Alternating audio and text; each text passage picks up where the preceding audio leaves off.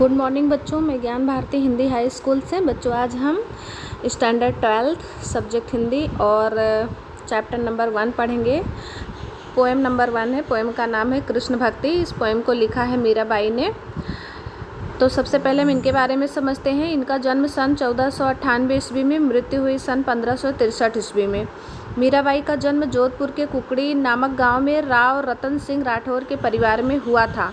उनका विवाह मेवाड़ के महाराजा सांगा के कुंवर भोज से हुआ था। विवाह के कुछ साल पहले पति, फिर पिता और बाद में युद्ध के दौरान ससुर का भी देहांत हो गया। मतलब बच्चों, शादी के कुछ ही दिन के बाद इनका पूरा का पूरा परिवार खत्म हो गया। पति की मृत्यु के बाद उन्होंने अपना अधिकांश समय श्री कृष्ण भक्ति और साधु संतों के सत्संग में बिताना शुरू कर दिया।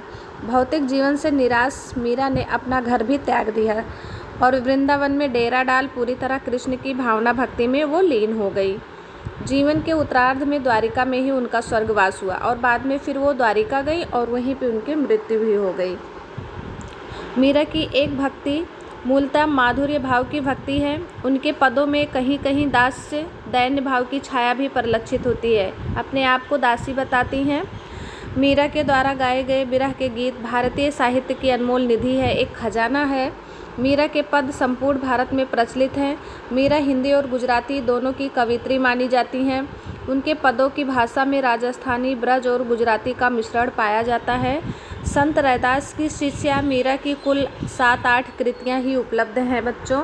उनकी रचनाएं मीरा पदावली नाम से उपलब्ध हैं।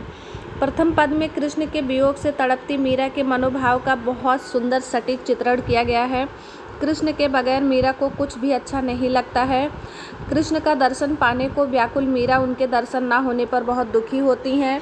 और दूसरे पद में बच्चों, कृष्ण गोपियाँ तथा राधा के साथ ब्रज में होली खेलते हैं। उस अवसर का मीरा ने बड़ा ही मनोहारी यानी मन को हर लेने वाला इतना सुंदर वर्णन किया है। पहला पद है हरि बिन कछु ना सुहावे। यहाँ पे कवि कह रहे हैं, मतलब मीरा कह रही हैं कि हरि के बिना मुझे कुछ भी अच्छा नहीं लगता है। परम स्नेही राम की नीति ओलोरी आवे। राम हमारे हम हैं राम के, हरि बिन कछु ना सुहावे। मतलब परम स्नेही, सबको प्यार करने वाले राम की तरह कृष्ण हमारे जो हैं वो हमको जो है नहीं दर्शन दे रहे हैं, इसलिए हमें कुछ अच्छा नहीं लग रहा है। राम हमारे हैं, हम राम के हैं। इस तरह से कृष्ण हमारे हैं, हम कृष्ण के हैं। हमें कृष्ण के बिना कुछ अच्छा नहीं लग रहा है। बच्चों, हरि मीन्स कृष्ण। आवण कह गए आजो ना आए, जीवड़ा अति उकलावे। आने को कह गए थे लेकिन आज भी नहीं आए, इसलिए मेरा जो दिल है बहुत व्याकुल हो रहा है। तुम दर्शन की आस रमैया, कब हरि दरस दिलावे। तुम्हारे दर्शन की आस लेकर मैं बैठी हूँ प्रभु, कब अपने दर्शन दिलाओगे। चरण कमल की लगनी लगी नित, बिन दर्शन दुख पावे। आपके चरण कमल के दर्शन करने का रोज़ मुझे लगन लग चुका है। जब तक आपके दर्शन नहीं मिलते हैं मुझे बहुत दुख होता है। मीरा को प्रभु दर्शन दीजो, आनंद बड़ियो ना जावे। इस तरह से हे प्रभु, आप जब दर्शन देंगे और देते हैं दर्शन, तब आपके जो दर्शन देने का मुझे आनंद प्राप्त होता है उसका बखान मैं किसी तरह से नहीं कर सकती हूँ। तो बच्चों, ये था पहला पद। अभी आता है दूसरा पद।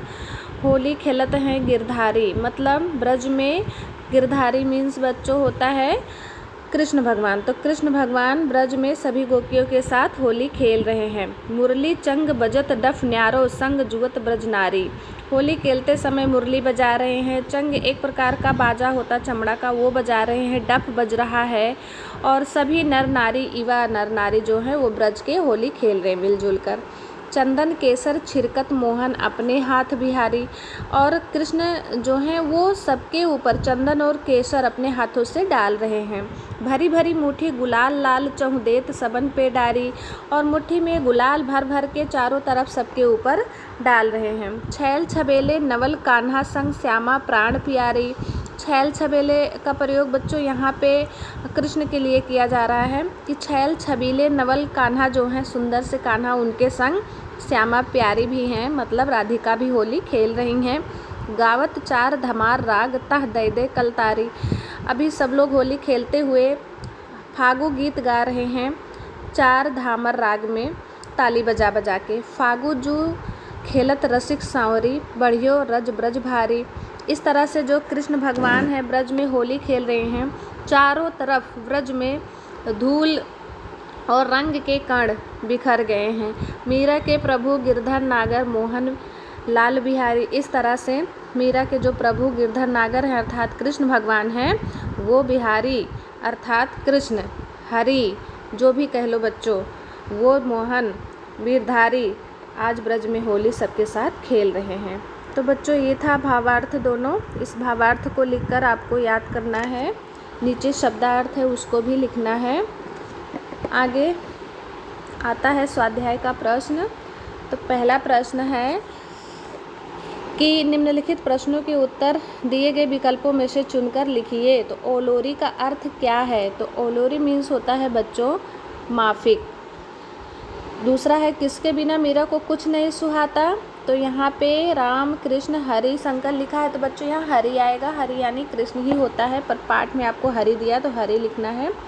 तीसरा है कृष्ण अपने हाथ में गोपियों पर क्या डालते हैं?